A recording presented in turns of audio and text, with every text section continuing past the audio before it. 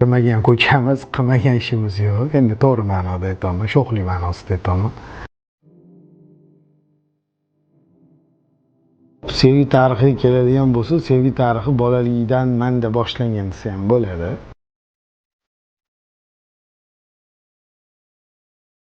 Litsey paytlarimda, maktab paytlarimda avtobuslarda ketayotganda ko'rib qolardim.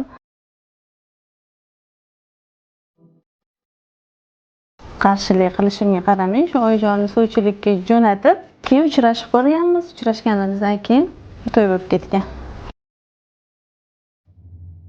Otalik qilaman, xavotir olmang, xudo xohlasa hammasi yaxshi bo'ladi, baxtli qilaman deb, keyin shu ichimda bir umid uyg'ongan. Mehmet Fatih qanaqa Istanbulni zabt etgan bo'lsa, qalbi shunaqa zabt etgan bo'lsa. Bir-biriga mehri qancha ko'p bo'lsa, hamma narsa shunchalik oson bitaveradi. Turmushgacha berilgan va'dalarni turmushdan keyin isbotini ko'rganimdan keyin hurmatim oshgan.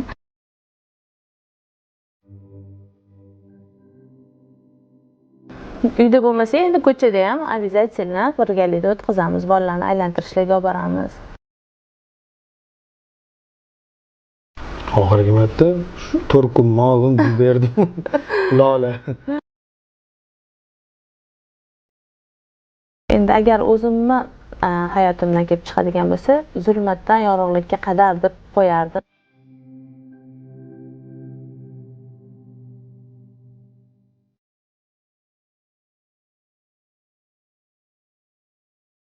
Assalomu alaykum. Men ismim Oybek. Toshkent shahrida 1991-yil tug'ilganmiz. Hozirgi kungacha shu o'zimiz yurtimizda istiqomat qilib kelamiz. Men ismim Dildora. Men Toshkent shahrida tug'ilganman. Oilada 3 ta qiz, bitta o'g'ilmiz. Bolaligim shu eng katta farzand bo'lib o'tgan, juda ham mas'uliyatli farzand bo'lib o'tgan. Hop, bolaligimni men juda ham ko'p eslayman. Bolalik juda ham yorqin xotiralarga boy bo'lgan. Hech esdan chiqmaydi. Hozir ham o'zimni boladek his qilaman. Hamma o'zini shunaqa his qilsa kerak. Juda sho'x bo'lganmiz. Juda to'polonchi bo'lganmiz. Qilmagan, kirmagan ko'chamiz, qilmagan ishimiz yo'q. Endi to'g'ri ma'noda aytaman, sho'xlik ma'nosida aytaman. Endi bilmadim, hozir bu yerda aytsa bo'ladimi, yo'q bilmadim-ku. Bolalikda ekologik banitsani o'tlarini yoqish bilan shug'ullanardim. Quragan, ayniqsa yoz pallasida, endi u payt bola bo'lganmiz. 6 yosh, 8 yosh, shu 6-8 yosh orasida shunaqa bo'lardi. Ya'ni kelgan pajarniy mashinalar kelishini tomosha qilish yaxshi ko'rardi shu. Tepaliklar bo'lardi, o'sha как раз ekologik banitsani ichida tepaliklar bo'lardi, baland-baland. Endi biz uni yoshlikda tog' derdik. Har mana shu bahor boshida, ya'ni Navro'zgacha bo'lgan oralikda mayin shamol bo'lganda o'sha tepalikda varya uchirishni yaxshi ko'rardim. O'zimiz yasirdik, o'zimiz qilardik. O'rtoqlarim juda ko'p bo'lgan. Bolalikda ham, hozir ham shu o'rtoqlarim hali ham ko'p. Endi shu bolalikda o'rtoqlarim bilan birgalikda raza ko'p. Endi har xil nima deydi, improvizatsionniy g'oyalar bo'lib chiqardi. Endi boladan chiqadi. Shunaqa o'tgan bolaligimiz. Meni bolaligim zo'r o'tgan. Hozirgi bolalikdan tubdan farq qilgan bizam bolalik. Hozir gadjetlar bilan, telefonlar bilan o'tkazishyapti ko'p bolalar. Lekin biz ko'chadan beri kelmasdik. Zo'rg'a chaqirib olishardi. Tabiiy va hayot uchun xavfli o'yinlar o'ynalardi bizda. Yo'q, men juda sho'x bo'lmaganman, endi og'ir bosiq bo'lganman, lekin ko'p qizlar bilan o'sha lafta 15 shunaqa o'yinlar bo'lardi. Jami degan o'yinlar bo'lardi. Shunaqalar o'yinlar o'ynab katta bo'lganmiz. Maktabda ham qorbo'ronlar o'ynardik. Ko'chadan beri kelmasdi, zo'rg'a ko'chadan chaqirib olishardi. Hozirgi bolalarni ko'chaga chiqarib bo'lmaydi. Xo'p, bolalikda shu sho'x edi, hozir ham sho'xmiz. Jizzak edi, hozir ham jizzakimiz. Ya'ni xarakter ma'nosida aytaman. Bolalikda qanaqa o'yin qaro bo'lsam, hozir ham bolalarim bilan shunaqa o'yin qaroman. Masalan, uyda bo'lib qolsa o'ynaymiz. Urush ham o'ynaymiz, ko'p to'y ham o'ynaymiz. kerak bo'lsa ani mel bilan yeriga chizib nima deyiladi, sakrashlar bo'lardi-yu. Shunaqalar ham o'ynaymiz. Hech anaqasi yo'q. Baribir bola bilan ham, bolalar bilan ham bolalikni his qilib turamiz. Menda ham shu nima hislatim? Bolalikdan ishonuvchan bo'lganman, hozir ham shunaqaman. Ishonuvchanligim qolgan, og'ir bosuv bo'lganman, hozir ham og'ir bosuvman. Xo'p, sevgi tarixiga keladigan bo'lsa, sevgi tarixi bolalikdan menda boshlangan desa ham bo'ladi. Endi anu qarindoshlar o'rtasida yig'imlar ko'p bo'lardi u payt. O'zi bizda ham bundoq o'ylab qo'ygan, sajara daraxti deydi-yu, sajara daraxtmi bizda o'sha shajarami, shajara daraxtimi, bizda shajara izgiriti deb bunaqasiga ketganda hamma. Shu ichida bu ham bor. Men ham borman. Shu bir kichkinaligimizda hammamiz endi bolalarni kimdir ota-onasi bolalarini yetaklab olib borishgan, shunaqa joylarda ko'rishardi. Birga o'ynardi. Bularnikiga borardi ko'p. Shunaqa qilib, nima deydi, birinchi tanishishlar shunaqa bo'lgan. Sekin-sekin keyin nima deydi, qalbga yo'l olishni boshlaganlar. Nima qilib yo'l olishni boshlagan? Shu hozir aytdingiz-ku, og'ir bosuvligingiz bilan, sho'xligingiz bilan, anaqangiz bilan, nima deydi, o'yin qaroqligingiz bilan. Bizlarnikiga ko'p mehmonga kelib turishardi, Oyijon bilan. Mana Adam bilan Oyijon xolavachchalar o'zi, opa-singillar farzandlari Oyijon bilan Adam. O'shanda mehmonga kelib turishganda o'ynardik. Endi men uy hayvonlarini boqardim. Bular rosa sho'x bo'lganlar. O'shanda o'ynab katta bo'lganmiz. Ora-orada kelib turishganda shunaqa o'ynardik. Endi bolalar mehmonga borganda bir-biri bilan o'ynaydik. Shunaqa bo'lgan. Keyin hozirgacha men o'ynab turibman. Keyin xolakasimlar. Shu bilan o'sha katta bo'lganmiz. Men bilmaganman bularni endi yaxshi ko'rib yurishlarini. Litsey paytlarimda, maktab paytlarimda avtobuslarda ketayotganda ko'rib qolardim. O'shandan keyin qo'yavering, men to'lab yuboraman derdilar avtobusda. Shunda ham juda bir go'rday qiz bo'lganman. Ya o'zimni priznoy bor deb tushib ketardim. Shunaqa qilib, keyin o'sha katta bo'lganimizdan keyin so'ch qo'yib, men qarshi bo'lganman. Qarshilik qilishimga qaramay, shu Oyijonni sovchilikka jo'natib, keyin uchrashib ko'rganmiz. Uchrashganimizdan keyin to'y bo'lib ketgan. Yo'q, kattalarga aytilgan, bunga hali aytilmagan bugun. Endi kattalarga deganda ham ochiq, oydin, nima deydi, e'lon qilinmagan. Sekin mijimada yotog'i bilan tushuntirilib, shunaqa holatda. Keyin qarasam, hamma fikrimni ma'qullayapti. Hech kim qarshi chiqmayapti. Keyin faqat olg'a bo'lgan shunaqa holat, mana rezultat. Men qarshi bo'lganman. Hech kim qarshi bo'lmagan, lekin men qarshi bo'lganman. Sababi bular ikkinchi turmushimlar. Shuning uchun ham qarshi bo'lganman. Farzandim bo'lgani uchun baribir o'zbekchilik, uylanmagan yigit. Farzandimga qanaqa otalik qiladilar, menga qanaqa turmush o'rtoq bo'ladilar deb shu qiynagan. Shuning uchun qarshi bo'lganman. Lekin baribir so'zlarda turib, gaplarda turib olganlar, o'zim uchrashaman deganlar. Kattalarga men qarshiligimni aytganman-da. Yo'q, bo'ldi, meni yo'q deyotganimni yetkazinglar deganman. Keyin oxiri sizlar eplolmayapsizlar, o'zim chiqaman uchrashuvga deganlar. Keyin o'zlari chiqib, yotog'i bilan tushuntirganlar.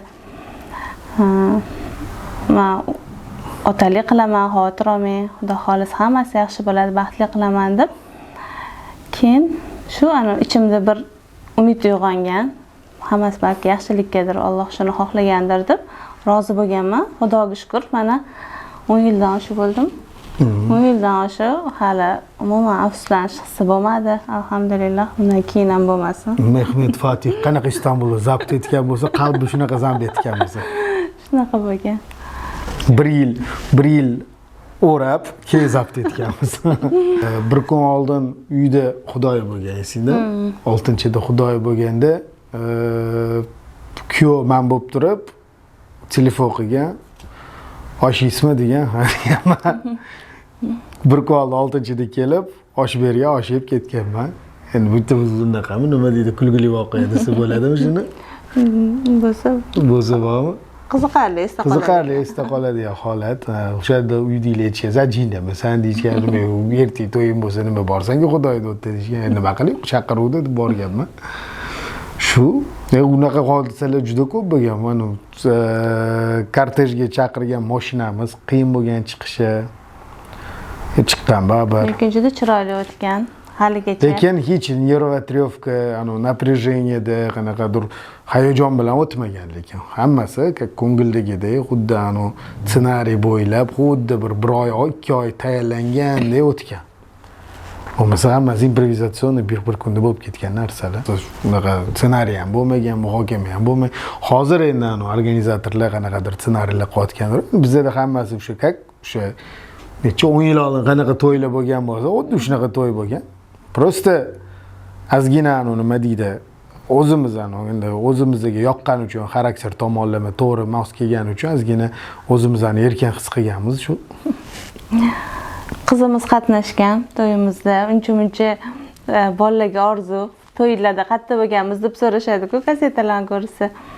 Kichkina qizim haligacha masalan haligacha so'raydi, nimaga opam borgansizlar? Mani qo'shmagansizlar, mani qo'ymagansizlar to'yga deb. Nega opam borganman, bormaganman degan. Shunaqa hammasi chiroyli o'tgan, Xudoga shukr. Ko'ngildagidek bo'lgan. Odam bir-biriga mehri qancha ko'p bo'lsa, hamma narsa shunchalik oson bitaveradi. Bir-biriga ishonch, bir-biriga bo'lgan muhabbat kuchli bo'lsa bo'ldi. Eshitganmisiz, Everest cho'qqisiga ham birinchi bo'lib er-xotin chiqqan. Nimaga chiqqan? Shu bir-biriga ishongani uchun. Agar o'sha yerda bir-biriga dushman bo'lganda, kilodan bittasi tushib ketardi-da. Shunaqa holat. U hozirgacha bo'ladi. U aytolmanu, turmush shunaqa narsa-da, qancha bir-biriga muhabbat kuchli bo'lsa, qancha bir-biriga nima deydi, bog'liq bo'lsa, er-xotin bog'lanish hissiyoti kuchli bo'lsa, bir-birini hurmat qilsa, shuncha bir-biridan podдержка kutaveradi, podдержка olaveradi. Boshida bo'lgan, hammada bo'ladi bunaqa holat. Boshida ayniqsa ko'pchilikda eshitamiz, ko'pchilikda bilamiz, o'zimizda bo'lgan masalan, pul tomonlama qiynalganman masalan. Chunki men endi institut o'qirdim u payt, institutni bitirib, endi ish qidirib yurgan paytim. Balki topsin o'rtoqlarim bo'lgan u payt, o'rtoqlarimni sharofati bilan ozgina yo'q-yo'qlar qilib yurardim. O'sha paytlarda masalan yonimda yelkama-yelka turgan, hozirgacha turadi masalan.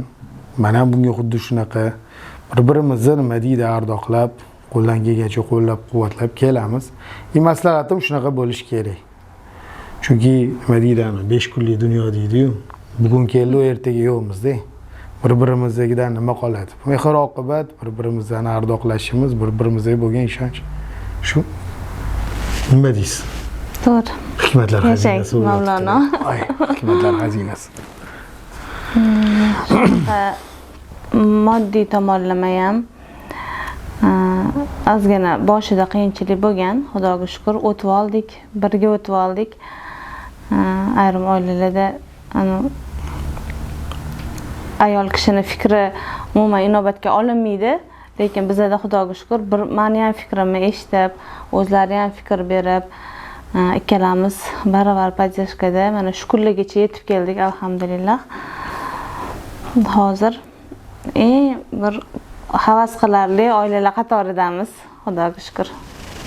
Biz baxtli bo'lamiz, Xudo xohlasa, Xudo xohlamasa uchrasharmidik degan joylar ham bor. To'g'ri. Turmushgacha berilgan va'dalarni turmushdan keyin isbotini ko'rganimdan keyin hurmatim oshgan. Chunki turmushdan oldin va'dani hamma bera oladi. Hamma aytgan va'dasiga amal qiladiganlar bor, amal qilmaydiganlar bor. Xudoga shukr, ortig'i bilan bergan va'dalar. O'zi va'da bermayman, qo'limdan kelgan hamma ishni qilaman deb aytganlar, lekin undan ham ortig'ini Xudoga shukr mana 10 yildan oshdi berib kelayotdilar. Menga ham, farzandlarimizga ham, ota-onalarimizga ham bir xilla ota-onasiga ko'p mehr beradigan farzandlar bor, oilasini tashlab qo'ygan farzand anaqa insonlar bor, erkaklar bor, yoki oilasi deb ketib ota-onasini tashlab qo'yganlar bor. Xudoga shukr, tarozini pallasini har tomonlama to'g'ri ushlab, shu paytgacha adolatli qaror qilib kelib, hammamizni bir-birimizga muhabbatli qilayotgan ham baribir erkak kishi bo'ladi. Xudoga shukr, men shu xarakterlarini yaxshi ko'raman, hurmat qilaman haligacha. Rahmat. Vizitkani berib qo'ying. Juda ko'p ismlari. Masalan, ko'pchilik Bir xil payt adashib nazokatda boraman. Bunaqasi bo'lmagan. Birinchi marta hozir intervyuda Hayotim deymiz, masalan, qalbim, nima, bir xil qalbim o'g'risi deymiz, bir xil payt gulim deymiz. Endi vaziyatga qarab, bir erkalanib ketsak, quyonchamda boramiz masalan. Endi o'ziga yarasha, baribir bo'lib turadigan holat. Bu ham xuddi shunaqa. Telefonlaringizga nima deb saqlanib qo'ygansizlar? Telefonga men masalan gulim deb yozganman. Men hayotim deb yozib qo'yganman. Hayotim deb saqlanib qo'yganman. Bir-birimizni ismimizni bilmaymiz lekin. Turmush qurganimizdan keyin 1 yilmi, 1-2 yildan keyin bo'lsa kerak. 1-2 yildan keyin, o'sha 1 yildan keyin. Deyli, 1 yildan keyin 25 yosh bo'lganman.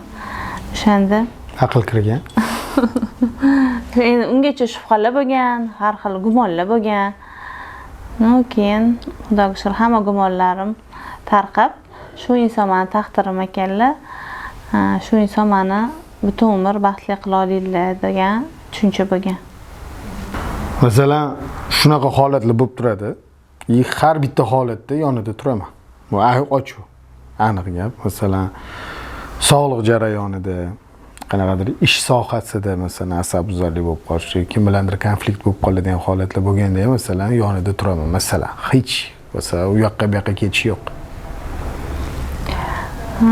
Sog'lig'im masalasida Turkiyada endi operatsiyalar bo'lib keldik.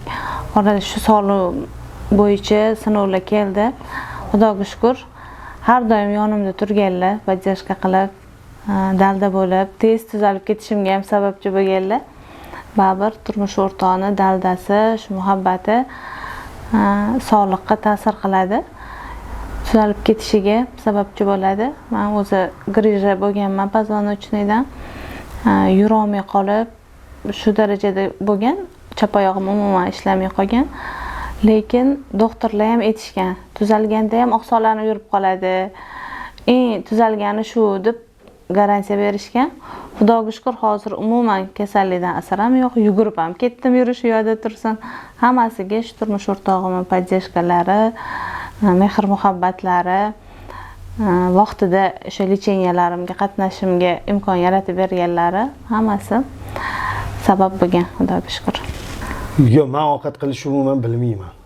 Men tuxum pishirishni bilaman. Yani такой tez pishadigan xlopya qilmasam, tak ovqat qilishni bilmayman. Lekin bu masalan uyda qilib turamiz birgalikda. Endi ko'p emas, ba'zi holatda qilib turamiz. Masalan, bu ovqat qilsa, masalan, qizlarim stollarni yasatishadi, vilka, tarelka, pichoqlar qo'yib, yo'q qo'yishadi. Men salat qilib turaman. Endi salat ham qanaqa? Achichuni sal boshqacharoq. Boshqa variant yo'q. Lekin o'shani qilamiz hisob. Nima deydi, yordam berib turamiz. Masalan, birgalikda idish ham yuvamiz. Buni yomon joyi yo'q, hech qanaqa. Bu masalan idishlarni yuvgisa, men buni artib turaman, masalan, hech shunaqasi yo'q. Oshxonada ham birga bo'lib turamiz, ya'ni birgalikda nima deydi, balansni ushlab turamiz. Oilaviy vaqtimizni ko'p o'tkazib turamiz bolalar bilan. Ishimiz ham endi erkin ish bo'lgani uchun xohlasam ishga kelaman, xohlasam oilam bilan o'tkazaman. Birgalikda ko'pincha vaqtimizni birgalikda o'tkazamiz. Ya'ni faqat bolalar bilan uyda o'tirib qolmaganman. Обязательно biz shu oilaviy o'tirsak, bolalar bilan ovqatlansak, turmush o'rtog'im ham ishlari, masalan 7 gacha bo'lsa, o'sha 7:30-8 da uyda bo'ladilar. Birgalikda o'tkazamiz kunimizni. Uyda bo'lmasa, endi ko'chada ham обязательно birgalikda o'tkazamiz. Bolalarni aylantirishlarga olib boramiz, ovqatlanishlarga boramiz. Manpar yaxshi ko'radilar, suyuq ovqatlardan, quyuq ovqatlardan, endi go'shtli taomlarni yaxshi ko'radilar. Ayolingiz? Shu xamirli ovqatlardan deb hisoblaydigan bo'lsa, shilpildoq bilan shu qanaqani yaxshi ko'radilar. Mantini. Farzandlar gapirmoqchi edingiz. Suyoqatlardan shu farqi yo'q, ichaveradilar. Ikkala tomonni o'zaro, ya'ni o'zaro deyman, ikkala tomonni o'ziga yarasha mas'uliyati bor. Farzand tarbiyasi faqat menga tashab qo'ymaganlar har doim. Masalan, men bu joyga boradigan bo'lsam, bolalar bilan boradigan bo'lsam, turmush o'rtog'im bo'lsalar, bolalarni olib ketaman, bo'lmasam olib ketmayman. Chunki qiynalaman, aniq 3 ta bola bilan. Ikkalamiz birdaymiz. Men hozir savol berdingiz, o'ylayapman, даже ortiq emas deb bir-birimizdan. Ikkalamiz baravar mas'ulmiz. Har doim birga o'tkazamiz. Oxirgi marta 4 kun molim gul berdim. Lola. Kunta kunora bir bayram bo'lishadi. Bugun ikkinchi bo'lsa shu 27-lar deydi-da, adashmasam. Muhammad Umar men beraman degan gul 3 kun oldin ekan-da. Eng esda qoladigani kichkina qizimni tuqqanimdan keyin podarka qilganlar, ona bola klonini berganlar, bo'yinga taqadigan. O'sha eng esda qolarli va haligacha eslasam yuzimda tabassum bilan eslaydigan sovg'a. Vohli turamiz. Ayniqsa maktab, bog'cha kunlari vohli turiladi. Bolalar ham vohli turishadi. Hammamiz birgalikda chiqib ketamiz. Bu ham mana birinchi galda qizlarimni maktabiga tashlab, undan keyin bog'chaga o'g'limni tashlab, undan keyin ishga ketamiz. O'shanda 8:30-9 gacha hammasidan qutulib bo'lib, o'zimiz ham ishimizda bo'ladigan bo'lamiz. Bu aniq. Uyda, ya'ni kechki payt hammasini yana birgalikda hamma yig'iladi. Men o'zim borib maktabdan qizlarimni olaman, keyin buni ishxonadan, ya'ni bu salondan buni olib ketaman. Oxiri o'g'limizni bog'chadan olib, shunaqasi uyga ketiladi. Endi uyda uy ishlari, masalan, katta qizimiz darsyor. Uy ishlarida ham juda faol. O'zi fan, ya'ni darslari bo'yicha ham juda ko'stemas aqlli. O'rgatib turadi, masalan, singlisining darsi bo'lsa qilishib yuboradi. Lekin o'zini darslari juda ko'p, o'zinikini o'zi qiladi, eplaydi. Kichkina qizimizni masalan bir xil holatlarda men qilishib yuboraman, bir xil holatlarda oyisi qilishib oladi, bir xil holatlarda opasi bilan qilaveradi. Endi bularning ishlari smenli ishda, den noch. Shuning uchun mana denga ketgan kunlar bolalarni vohli olib, qizlarni olib maktabga tashiylar. Shu bilan ishlariga ketadilar. O'g'limni men olib ketaman. Bu uyqudan turib, kiyintirib, bog'chaga olib ketgunimcha bular уже vohli ketishadi. Ertasi kuni уже nochga ketadigan kunlar kunduz uyda bo'ladilar. Nochdan inning kuni уже nochdan chiqadigan kunlar u ham uyda bo'ladilar, keyin dam kunlar bo'ladi. Asosan o'sha denda sal muammo bo'ladi, ertalab maktabga ketishligi. Qolgan payt birga chiqib ketamiz har kuni. Qizlarimiz endi maktabi ham ertalab 8:30 dan kechki payt 5:30gacha, 5:30-6 gacha darslarini ham deyarli qilib kelishadi maktabda.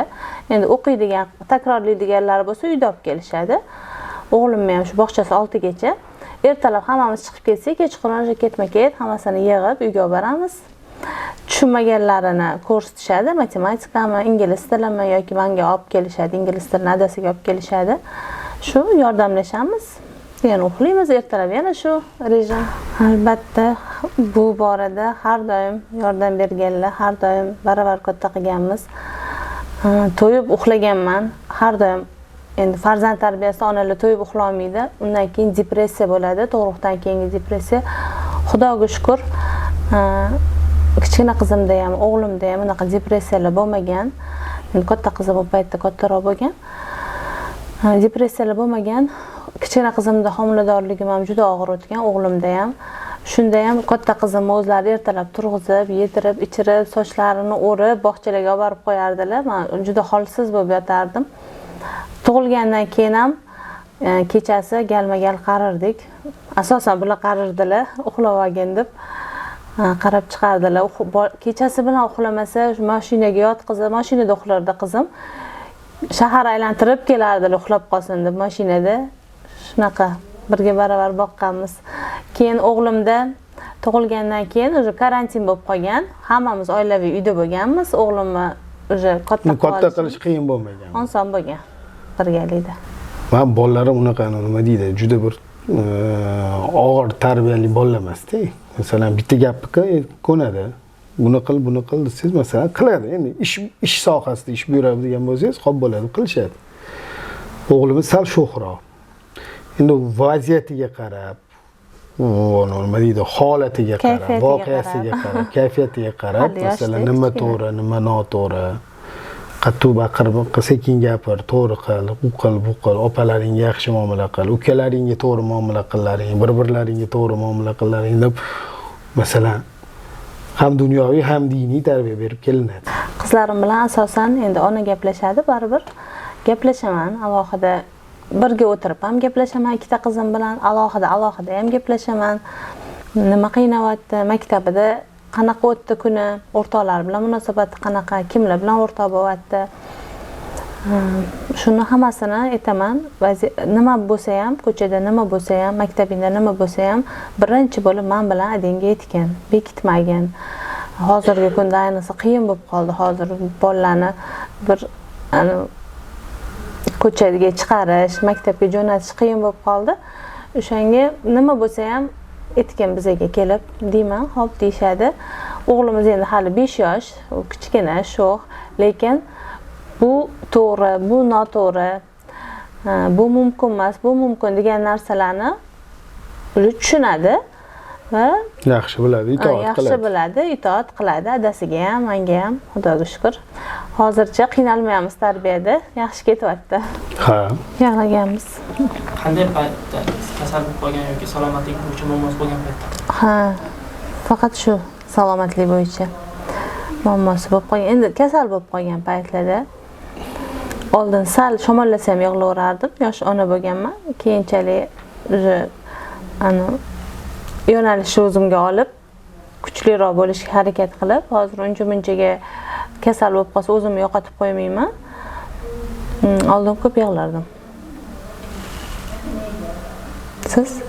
Men ham shu sog'lig'ida bo'yicha muammo bo'lsa, ko'zimga yosh kelgan. Har doim emas. Ba'zan aql bilan ham ish qilish kerak. Onalik hissiyoti ba'zan farzandni vaziyatiga noto'g'ri ta'sir qilib qolishi ham mumkin. Masalan, turmushga chiqqan qizlar onasiga dardini aytib qolishi mumkin, vaziyatini aytib qolishi mumkin. Agar onalik hissiyotiga juda berilib ketsa, noto'g'ri maslahat berib qo'yishi mumkin. Ona baribir bolasini o'ylaydi. Shuning uchun odilona hukm qilish kerak, har tomonlama aql bilan ish qilish kerak deb o'ylayman onalar. O'smirlik paytida. O'smirlik ham turmushga bergandan keyin ham bo'lsa kerak. Onamdan kelib chiqib aytaman, 3 ta qiz uzatgan, onamdan kelib chiqib turmushga berganlardan keyin baribir tiq etsa xavotirda o'tiradilar. Ota-onaga xiyonati o'g'il bolalarga agar olib qaraydigan bo'lsak, oila albatta erkak kishining mas'uliyati, ayoli ham, farzandlari ham, lekin ota-onasini esdan chiqarib qo'ymagan holda, ota-onasini pallasini bir yengil qilib qo'ymagan holatda bo'lish kerak deb o'ylayman. Ham ota-onaga chiroyli yechim, ham oilasiga chiroyli yechim qiladigan darajada bo'lish kerak deb hisoblayman. Shu. Qo'shilaman. Juda bir ishonuvchanligini sal qahri qattiqroq bo'lish kerak ekan odam. O'zini yaxshi ko'radiganroq bo'lish kerak ekan. Haq-huquqlarini bilish kerak. U qiz bolami, o'g'il bolami, bizda ayniqsa hozir qizlarda juda bir haq-huquqlari poymol qilinadigan davrlarda yoki kelinni haq-huquqlari juda ham past, eng oxirgi darajada deb o'ylayman. Shuning uchun haq-huquqlarini biladigan, o'zini yaxshi ko'radigan, hurmatini yo'qotib qo'ymagan holda, ya'ni egoist bo'lib ketmagan holatda har tomonlama chiroyli yechim qiladigan, o'zini ham vaziyatiga putur yetkazmaydigan, oilasini ham vaziyatiga putur yetkazmaydigan holatda o'rtalikni oladigan qilib yetishini xohlayman, qizlarimni ham, o'g'limni ham, Xudo xohlasa.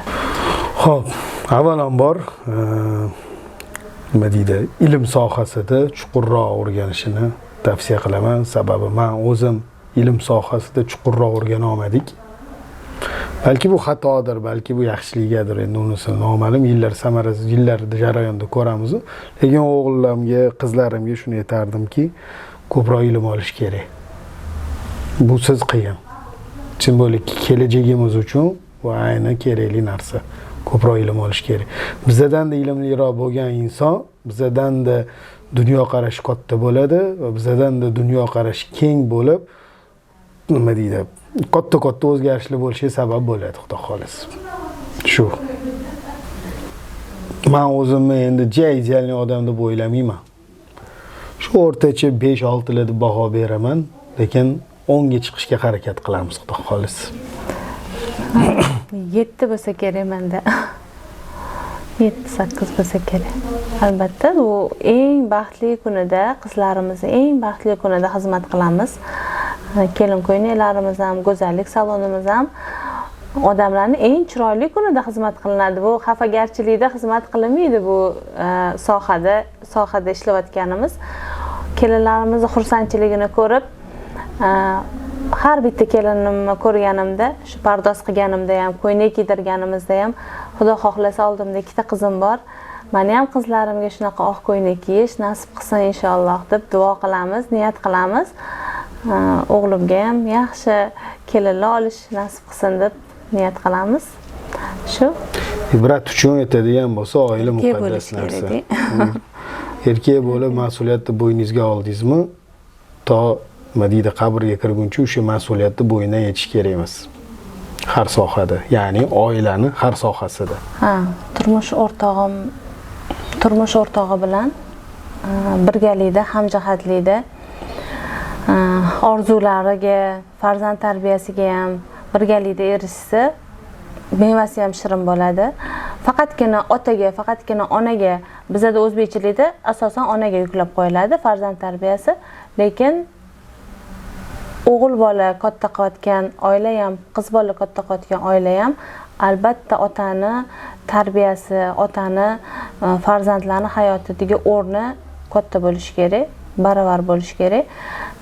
Ota faqat ta'minlovchi vazifasida bo'lib qolishi kerak emas. Kim ko'proq esdan chiqarib qo'yadi?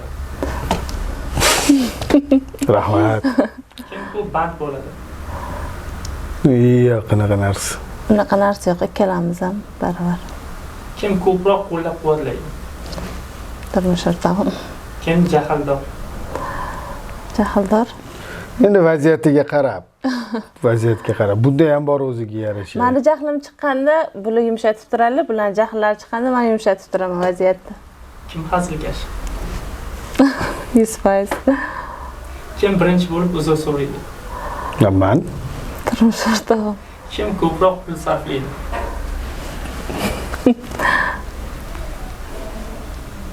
Kim ko'proq bolalarga vaqt ajratadi? Kelamiz baravar. Kim ko'proq yoqimli sovg'alar va shirin so'zroq? Bu. Bular ham. Kim ko'proq xafa bo'ladi? Men. Yo'q. Ko'proq xafa bo'ladigan. Balki. Endi xafa bo'lish ham melish narsa. 10 minutda. 10 minutlik. Kim ko'proq ichki yutadi? Ichkili ichadi? Ichiga yutadi. Bu unaqa narsa yo'q lekin. Unaqa narsa yo'q. Kim ko'proq beg'araz hammaga yordam beradi? Bu. Bular ham. Kim ko'proq rejalar tuzadi? Kelamiz baravar. Ajoyib xayolparastmiz. Kim ko'proq qiziquvchi? Bu. Bular ham. Kim romantik filmlarni ko'rishni yaxshi ko'radi? Bu. Men. Kim ko'p xayol suradi? Men bo'lsam kerak. Turmush o'rtog'im. Kim tez rashk turadi? Yo'q, rashk. Bizda rashk deyarli yo'q. Ishonch bizda, ishonch asosiga qilingan. Yo'q, rashk qilishga sabab o'zi yo'q. Kim sovg'a olishni yaxshi ko'radi? Albatta. Kim emotsional ta'sirlanib ketadi? Bu. Men. Kim ko'proq qo'shiq kuylab turadi? Turmush o'rtog'im. Kim ko'proq yo'qotgan narsasini qidirib yuradi? Bu pastdan yo'qotadi. Hech ham topa olmaymiz. farzandlaringiz, qizlaringiz, o'g'illaringiz ismini adashib qo'ygan paytlaringiz ham bo'lib turadi. Har kuni, почти. Deyarli har kuni. Menda bo'lmagan. Menda bo'ladi. Hayotingizda qanaqadir rejalar bormi? Balkim yozilmagandir. Rejalarni amalga oshirmoqchi bo'lgan o'y-hayollaringiz bordir. Albatta, Xudo xohlasa, turmush o'rtog'im bilan birgalikda hozirgi ish faoliyatimizni kengaytirish, yanayam ko'proq ishlash, ko'proq farzandlarga ham farzandni ham ishni baravar olib ketish, farzandlarimizga chiroyli tarbiya berish, yaxshi o'qishlarga kirishini reja qilamiz. Buning uchun ham o'qish tomonlama, ham tarbiya tomonlama harakat qilyapmiz. Hozircha shular rejalarimizda bor. Yetilmaydigan rejalarimiz bor, orzularimiz bor. Xudo xolisa uni vaqt soati bilan Alloh nasib qilsa ko'ramiz. O'zimiz ham yetamiz, sizlarga ham ko'rsatamiz, Xudo xolisa. Kelajakda yaqin 3-4-5 yillik planlarimiz orasida hozirgi qilayotgan o'zimizning biznesimizni kuchaytirish, kengaytirish va kuchaytirish, ko'proq mehr berish, shu darajagacha olib keldik. Xudo xolisa bundan-da a'lo darajaga olib chiqish niyatimiz bor. Xudo xolisa vaqt soati bilan sekin-sekin ko'raveramiz. Sizning baxt formulangiz ayol sifatida? Baxt formulam birinchi bo'lib ishonch bo'lgan oilada hech kim, hech narsa u oilani buzolmaydi. Turmush o'rtog'i bilan bir-biriga ishonchi bo'lgan, muhabbati bo'lgan oilani butun dunyo qarshi chiqsa ham hech kim buzolmaydi. Ishonch bo'lishi kerak eng birinchi bo'lib. Shu ishonch bilan muhabbat baxt formulam. O plus D barobar C. Nega? Shu aytdim-ku, sog'lom muhit, sog'lom fikr bor joyda, sog'lom munosabat bo'lgan joyda hamma narsa idealniy bo'lib ketaveradi. Ishonch bo'lishi kerak, muhabbat bo'lishi kerak. Avvalambor muhabbat. Nima deb o'ylaysiz? Siz haqingizda kitob yozilsa, kitobning nomi nima bo'ladi? Kitobning nomi Tirrancha degan. Epladina degan. Nima bo'lardi? Masalan, Baxtli oila degan kitob qilsa bo'lardi. Yoki Sevimli oila deb qilsa bo'lardi. Menimcha Sevimli oila yaxshiroq. Laylisini topgan majnun. Muhabbat sinovlari bo'lardi menimcha. Nima, qanaqa sinovlar bo'ldi boshingda? Endi agar o'zimni hayotimdan kelib chiqadigan bo'lsa, zulmatdan yorug'likka qadar deb qo'yardim. Men bu haqida o'ylab ko'rganman ham. Agar hayotim haqida kitob olinadigan bo'lsa, shunaqa nom bergan bo'lardim. Yoki yorug'likning limiti bor degan narsa bo'ladi hozir. 200 kilovatt. Bu savolingizga javobni 10 yildan keyin ayta olaman. Sababi siz bergan savolingizning javobi 10 yildan keyin bo'lishi mumkin. Hozir men masalan hech bir inson ideal holatda yashamaydi, idealniy hayot kechirmaydi, lekin ideal hayot qilishga harakat qiladi. 10 yildan keyin shu savolga javob bera olamiz.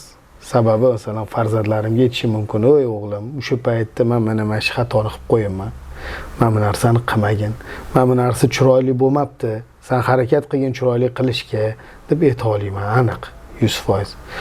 Hozirgi kunimiz bo'yicha o'ylashim bo'yicha hozircha xato qilmayapmiz, to'g'ri yo'ldamiz, Xudo xolisa. Endi buni ham shu 10 yillik ichidagi vaqt ko'rsatadi, Xudo xolisa. Oilangiz muhabbatli bo'lgan. Samo собой endi oilaga muhabbatli bo'lishi aniq. Endi biz xatolar haqida gapiryapmiz. Men aytgan bo'lardim, 10 yildan keyin hozir masalan qizim 23 yosh bo'lar ekan, katta qizim. Kichkinasi 18 yosh bo'lar ekan, o'g'lim 15 yosh bo'lar ekan. Xudo xohlasa aytgan bo'lardim qizlarimga ham birinchi bo'lib oilaga muhabbatli bo'lgandirdim. Qizimga, turmush o'rtog'ingga ishonchli bo'lgan, ishongin, muhabbatli bo'lgan, bir-biringlarni qo'llab-quvvatlaylar, aybinglarni bekitinglar, bir-biringlarni, yaxshiliginglarni oshiringlar deb aytgan bo'lardim. Farzandlaringga mehribon ona bo'lgan. Men endi hozir qanaqa onaman deb bolalarimdan so'rash kerak edi uni.